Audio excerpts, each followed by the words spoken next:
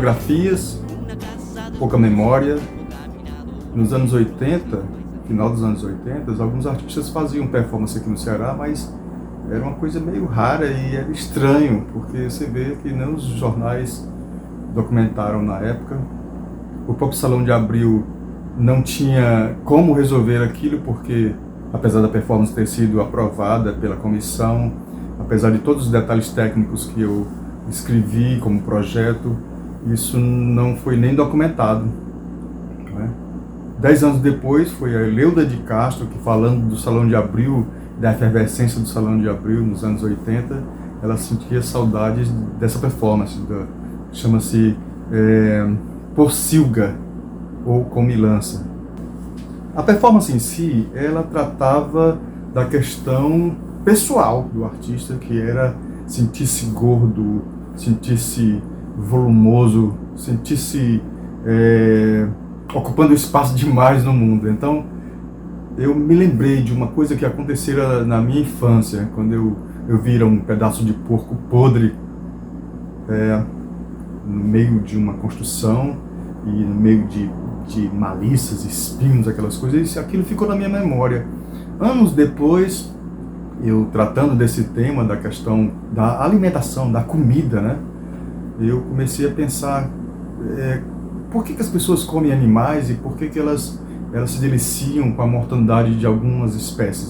Então eu me detive sobre o porco e no Salão de Abril, na abertura, eu imaginei um grande momento de comilança, onde eu viria se as pessoas iam embarcar nessa ideia de comer aquele animal morto ou iam ficar meio que à deriva, de lado, né? Eu mandei comprar um porco e mandei matá-lo. Às vezes a vítima é a própria obra, né?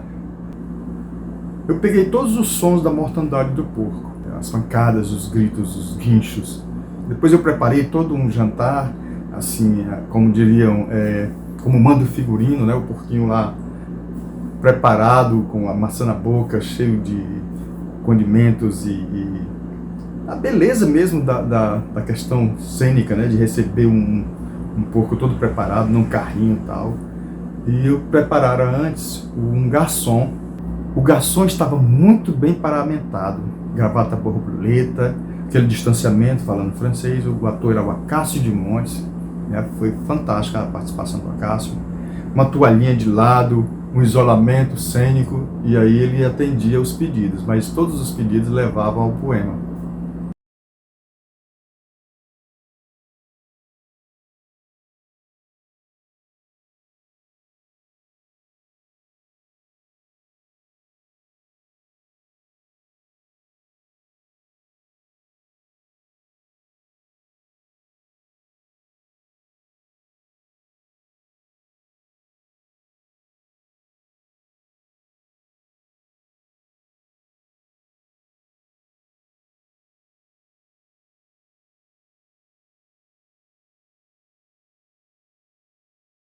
O garçom tinha que falar em francês para haver um certo distanciamento, né? Então ele mostrava para as pessoas que estavam na galeria um cardápio, e esse cardápio todo escrito em francês, mas com coisas estranhas, por exemplo, assim, pedidos como tocinho de porco, mijo de porco quente, ou mijo gelado, ou sorvete de tocinho, ou então carne flambada com sangue, chouriço, coisas horríveis de se comer e de se perceber. Mas como tinha aquele distanciamento, né? E as pessoas mesmo assim ávidas, já estava tarde, né? O local já tinha muita gente, já era quase 10 horas da noite e não tinha salgadinho nesse dia. Então, quando se aglomerava aquilo tudo e as pessoas pedindo, vinha o garçom com o resultado do pedido, ou seja, ele trazia uma bandeja muito bonita de prata com detalhes de ouro, trazia o meu poema amassado.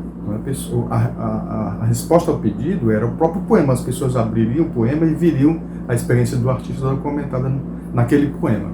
As pessoas mergulhariam mais ainda na obra, porque também tinha uns quadros estavam expostos com esse tema, que era o chamado Pig Porco, que era o Pig Porco ufanista, o pig-porco te alcançando e o pig-porco, quem tem medo de um pig-porco comunista? Eu me lembro que a discussão na época era muito isso, e isso cabe para esse momento atual, né?